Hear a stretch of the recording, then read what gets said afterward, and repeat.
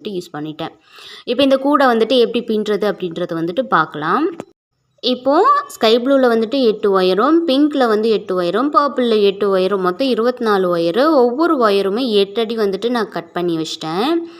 இப்போ அடிபாகம் வந்துட்டு ஜாயின் பண்ணுறதுக்கு ஃபஸ்ட்டு ஸ்கை ப்ளூவில் வந்துட்டு இருக்கிற 4 ஒயரையுமே நான் ஜாயின் பண்ண போகிறேன்.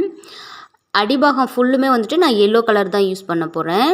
இப்போ எல்லோ கலர் ஒயர் எடுத்துகிட்டு நம்ம இந்த ஸ்கை ப்ளூ ஒயரில் 1/2 அடி கம்மி பண்ணி அளக்கணும்.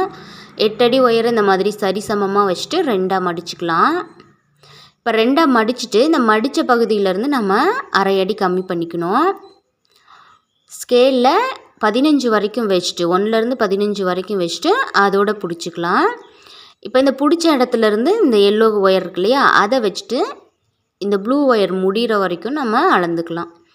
இந்த ஸ்கை ப்ளூ முடிகிற இடத்துல அளந்து மடுக்கிறது வந்து பள்ளமாக இருக்கிற மாதிரியும், கட்டில் இருக்கிற ஒயர் சைனிங்காக மேலேயும் இருக்கிற